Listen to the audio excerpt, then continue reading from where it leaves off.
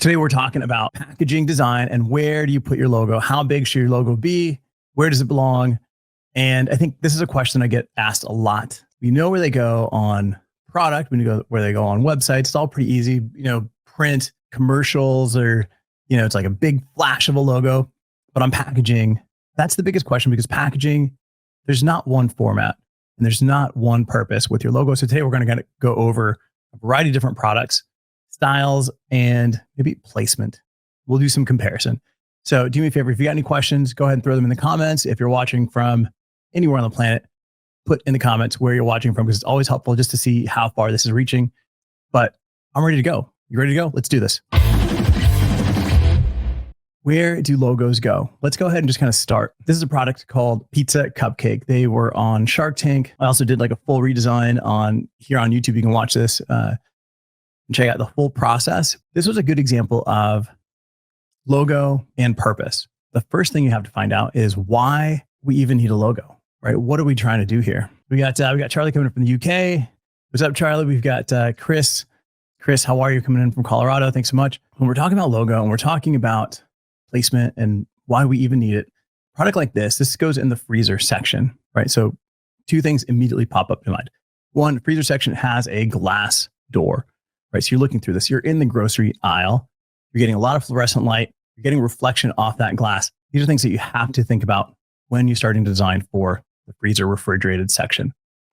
Two, that means that it's going to be a little bit difficult to see through that glass sometimes in some cases. But then also you've got a lot of other products in that same section, similar products that are competing for your money, basically. It's a competition to the death. To the death. No. To the pain. Oh, we got Michelle coming in. Michelle, how's it going? Coming from LA. But yeah, you're competing against everybody else for that same product, for that same dollar. Now, what we kind of went through is in the show, you can watch it here on YouTube. I'll have a link. It's like, let's identify all the different things that you're communicating at one time. And here there was, the flavor up at the top. You've got the picture of the product. You've got the Pizza Cupcake logo, little icons that was on Shark Tank that are on here that are competing for your attention. When you're trying to really compete in seconds, you don't want somebody to have to break everything down. One of the things is that logo is obviously a big part of branding. It's not necessarily the one thing that has to drive the message, right? I'll show you some examples of other products where maybe the logo is secondary to the bigger picture. But in this case, the logo, Pizza Cupcake, clearly identifies what the product is. So we kind of go through the full process of how to scale it up. If that's the main message, then having it up here where it's the one thing that you see, getting some clarity between, some separation from the background to the foreground. We want to showcase that product. And we want to have one message, right? It says, or the dough you'll love, or something like that on the bottom there. Instead of having all of these different messages, it's just one. Now, the other thing too is in the freezer section, in the grocery aisle, you've got zero control of how this is going to be faced. Is it going to be standing up? Is somebody going to reach in there, grab it, look at it, and then just put it back in a different orientation? When it goes in a different orientation, is your logo still visible? And is your logo still clear? Right. So here you've got it on all the different panels. I think this was an incomplete version of it where all the panels weren't fully filled out. Here I'm using Packdora. You can go to packdora.com. They've actually launched a new AI application now that you can type in the type of packaging that you want, the type of product, type of branding, and it'll image up the graphics for you and then be print ready, which is pretty cool. But here I used Packdora to create the 3D wrap. You can take the product, spin it around, actually apply it directly to a die line, and then have it go 3D, which is pretty cool. You can see here all the different directions, the branding, the visibility, the color, all is really clear. And when you kind of compare these two, it's easy to see how one is more of a billboard and clear communication because of the size of that logo, and where it's less of a logo and more of a message. It kind of changes the position of what that logo is. When we're talking about where do you put your logo, it really matters. What are you trying to communicate? What is the purpose of that front panel on your packaging? Right? And if we start comparing other products, right? And like I said, I'll put a link in here so you can check this out.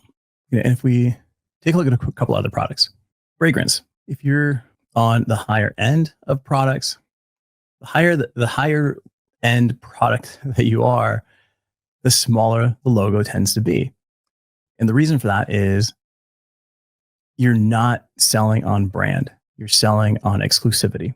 So here it says concrete. That's the biggest thing that you see. Obviously, the bottle is made to look and feel like concrete as well. So it communicates that one message. Down below, you've got the actual logo, the Comme des Garçons logo down below that. If you're Gucci, same thing. You've got texture, you've got color. Gucci is maybe 10% of the size of this. And, we're talking about a box here. We're talking about a bottle with this one as well. But if we look at another box on the opposite side of the spectrum, where do they put their logo? Cereal, right? I don't know what cereal goes for now. It used to be like $3. Now it's like $8 a box or something, but it's still on the low end. Now that takes up the majority of the space of the box because that's really what you're selling, especially if you're selling like kids cereal where they're identifying characters, color, obviously the different types of cereal shapes and flavors. But you're really trying to communicate cornflakes, Apple Jacks, like really, really big, and how much sugar is in these things because it's all action packed because it's just driven by sugar versus this, which is driven by style. Now, where do these products showcase? Again, a big component of where you put your logo on packaging is how is this product showcased? Where is this presented to the consumer? This Gucci box, this Comme des Garçons bottle, this is going to be at a high-end retailer where they're actually spending the time to face this. There's going to be ample room between the Gucci product and its competitor product. It's going to be well lit. There's no glass. You're going to walk up to it. You're going to feel it. You're going to take it. And you're trying to communicate luxury here. Again, luxury, not big, bold logos, just materials, color, texture, all these different features that all are part of the category cues within that space. Cereal, big, bold. You're in the grocery store. You're not taking your time to pick out the actual scent like you do with fragrance. It's really about where can I identify my product? Where can I shop on price? So the bigger, bolder the message, the more important. Then if we look at like cans, for example. All right, let's take a quick second to talk about idpdirect.com. Go right to that website, download the design guides, the sustainability guides, the recyclable icon guide, which basically lists out all the different icons. It gives them to you in vectors. You can drop them right into your artwork right now, today, and go right into production. All right, back to the pod. This brand could actually just not have a logo and you'd still recognize it, right? Because of the red that they own. This. So now it's more of a decoration, right? They can still have it. They can move it around. But you're still going to know that it's Coke. If we look at like a new brand, I love these guys. This is United Sodas of America. This was designed by Center Design, by Alex Center. This was pretty cool. I had a chance to work with these guys on this project. Completely different, right? If we look at Coke, if we look at Pepsi, we look at any of these other, then you look at United Sodas, they're going completely the opposite. This definitely feels more in line with Gucci or, Comme des Garçons or any other type of luxury product where the logo is down the side. It's a really long word mark, which for a can is a problem, right? For anything that's cylindrical, you really want something compact, right? If you look at like Liquid Death, they stack liquid and death so they can make that bigger and bolder. But with something like this, that's really, really long and thin, you don't have very many options other than like breaking it up or running it down the side here. Then what they're doing is they're actually leading with color. Color is not a part of the logo. It's not part of the where do I put my logo conversation. But if the brand is built on color, logo is secondary, right? It's just an identifier. It'll be on a box. It'll be somewhere else. And then where is this competing? At first, this was direct to consumer. Now it's on shelf in a few different locations. And when you see this, it's not just the pink ones. You see all the different flavors that they have. And they own that entire section because now it's just a big graphic display from 20, 30 feet away where everybody else is, I've got my other fruit sodas, other flavored sodas around it, but you don't own an entire section with color. So again, where does my logo go? If the biggest part of your brand is your logo, you need a lot more branding help. But let's just kind of talk about size. All right. So what I'm going to do is I'm going to move this. I'm going to move this off. I'm going to share my screen. We'll kind of play around with a few different things. We're trying to keep these episodes pretty short. So we'll kind of run through a couple scenarios, a couple of boxes, a couple of cans, some paper bags, and see where logos can go. And I'll show you a couple of other examples as well. If you've got any questions, just throw it in the comments. Yeah, let's get to it. Let's share the screen. These are boxes. We've got a large box here, which is like a cereal box style size. Then we've got next to it, we've got a like a fragrance box. Let's throw a logo up here. If we're talking about a cereal box, bigger, better, bolder. We got Josh Linden. How's it going, buddy? We've got Suichiro Yagami. Would it be possible to see some electronic packaging? Yeah. All right. So let's, this was for potential cereal fragrance. It doesn't necessarily matter. It's what is that product and what are the category cues within that product? If this is a speaker, right? Let's say this is like a Sonos type speaker. How is it going to be displayed? When it comes to electronics, as a consumer, what we want to see is you want to see the product. So in this case, if we were doing, and this is just going to be super rough, maybe there's a large display here of what that speaker, headphones, what that product looks like, right? And if we look at some of these other products out there, if it's a known product, then maybe this logo isn't that large. Maybe this logo is actually displayed on the product, right?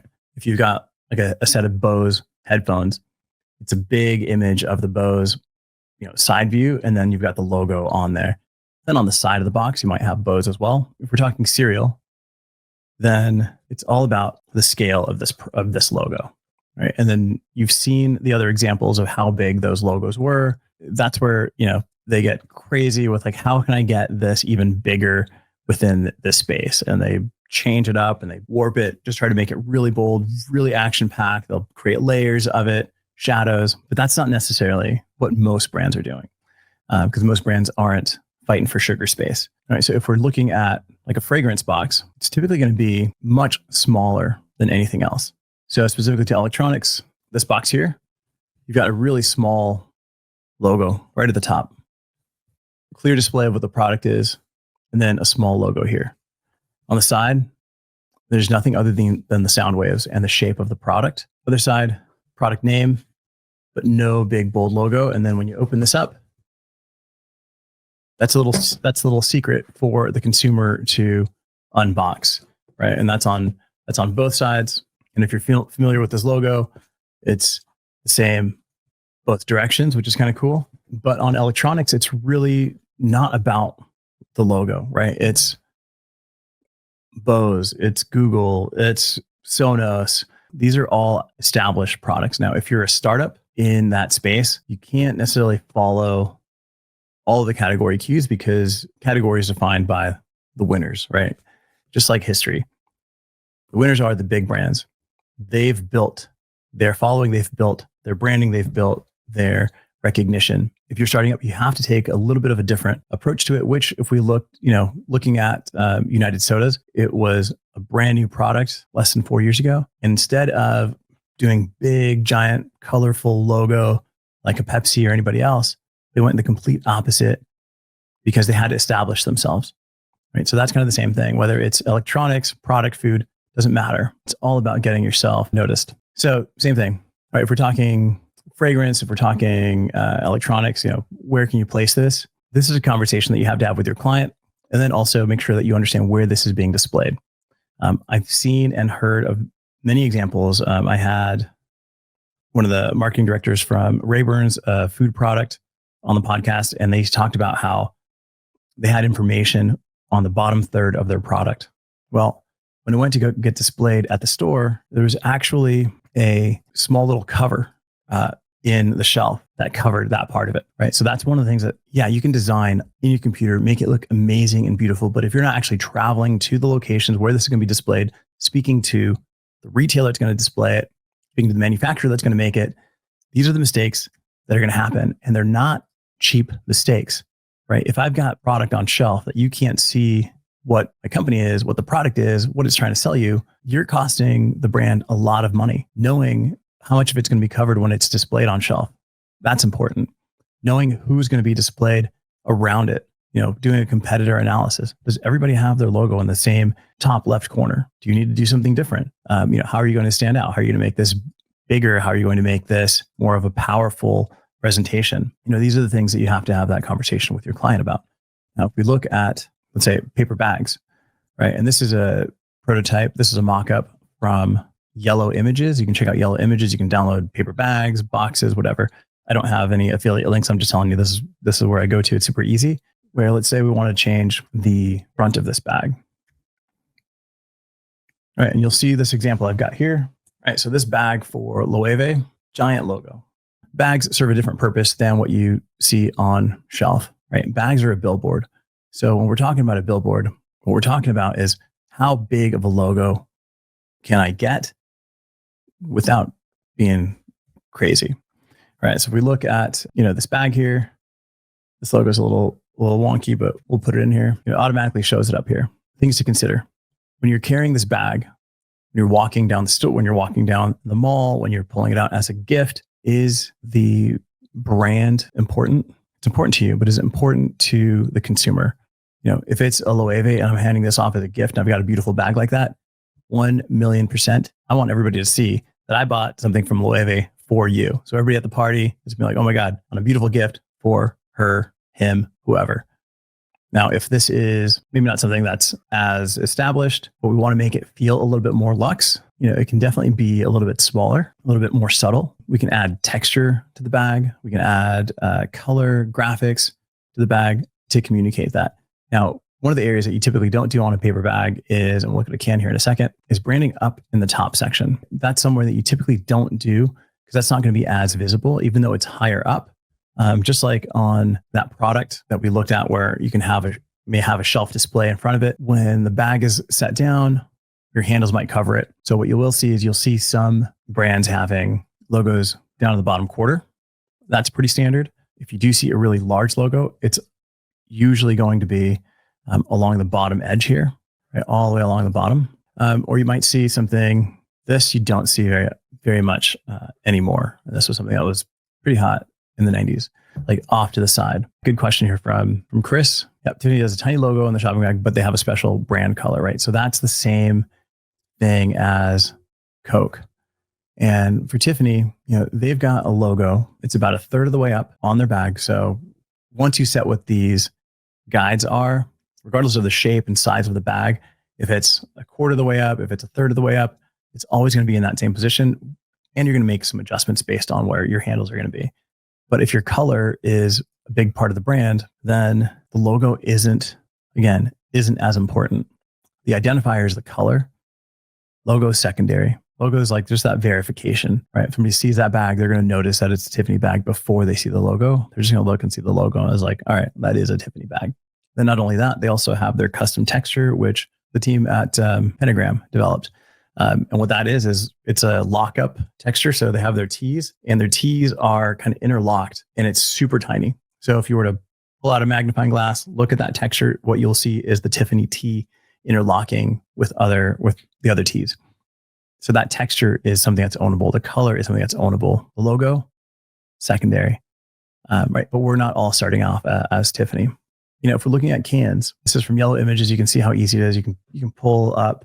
I want to change the base color of this product. I can do that in here. Then you can see. So super easy. I want to do anything like that. Then if I want to go ahead and change the artwork, I can put my logo. They've got a nice little green line there that kind of shows you center where everything is. Right. So again, in terms of playing where this logo can go, I kind of move it around in here. It's all about size, scale, proportion, and then of course, contrast. Now, the one thing with cans, and one of the brands that does this really well is Stella Artois. They run their full logo this way. And the reason for that is when it comes to marketing, branding, it's usually pictures of people drinking or holding it, and you can see the full logo running down the side. That also works really well for United Sodas of America. Now, if you run that logo this way, you've got to make it really small in order for it to be visible. Kind of like what we're looking at here. If we wanted to take this logo, we can take this, rotate it, make it really big, and you can run it down the side like that. All right. If we want to change this color, make that a little darker. Think about where that logo is going to go. A lot of products don't really consider how it's going to be merchandised, how it can be marketed. Running a logo this way is always a great opportunity for marketing and branding. Doesn't mean that you have to run the entirety of this product. We can run this over here and then, maybe having on the opposite side something a little bit smaller with flavor and other information like that, right? So you can do something like that. So it depends on how you want to do it. How is it going to be displayed? Again, cans are not in your control. Anything, if you ever go to Erewhon or Whole Foods or Traders, you see cans are rotated in every possible direction. Is your logo going to be visible whenever that can is shown? That's it. If you got any questions, go ahead, throw them in the comments. I appreciate you guys joining me on this quick show here, trying to keep it to 20 minutes. We went a little bit over. Again, when it comes to logo, it's not about how big can I make it? It's what am I trying to communicate? What are you saying, sir? What am I competing with? And where is it going to be displayed? If it's on shelf, look at everybody else, do something a little bit different, but make sure that you understand what's covering it, what's visible, and what are you trying to communicate. If you're an established brand, you're a little bit better off because now you can just talk about the message and logo is secondary.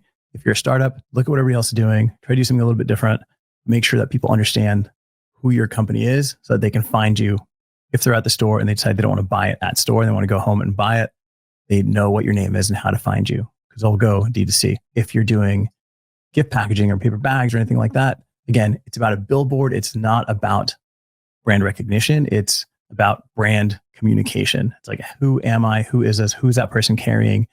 Even though we're talking about a lot of like quiet luxury, check out the episode I did with Vincent Villager, where he talks about designing packaging for luxury brands. Definitely a good episode. You can definitely check that out. I appreciate you guys. Have a great weekend.